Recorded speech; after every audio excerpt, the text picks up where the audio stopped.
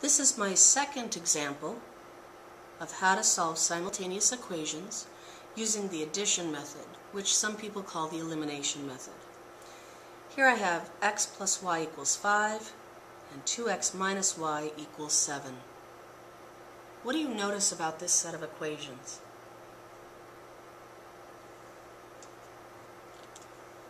That's right. They already have two values that are opposites of each other. I'm not going to have to do any multiplication. I can just combine them as they are. X plus 2x. Did you remember that there's an invisible 1 right here? So 1x and 2x is 3x.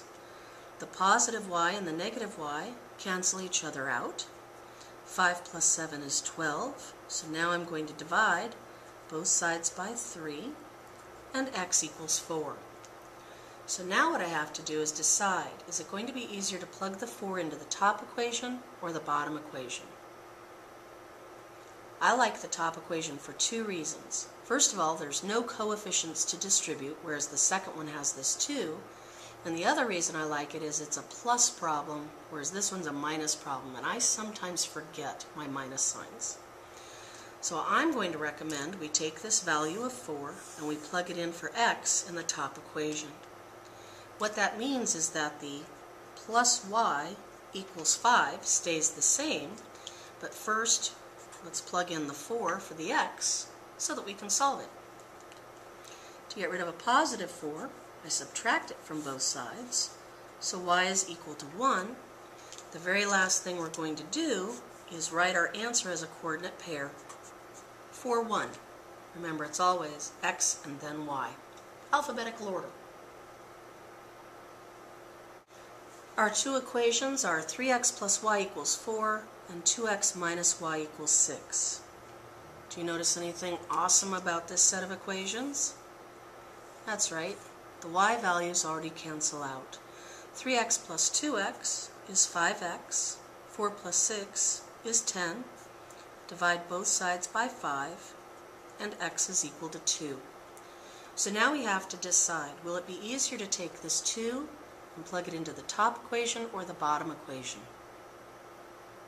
I like the top equation. Minus signs, avoid them when you can. We have a bad habit of forgetting to distribute that negative, and that will mess up our entire problem. So let's take this value of 2 and plug it in for x in the top equation. That means that the 3 will stay the same, the plus y equals 4 will stay the same, but I'm going to replace the x with a 2. Let's do the distribution. 3 times 2 is 6, so I have 6 plus y is equal to 4. How do I get rid of a positive 6? That's right, I subtract it from both sides, and I have that y is equal to negative 2. I'm almost finished. What's the last thing we have to do?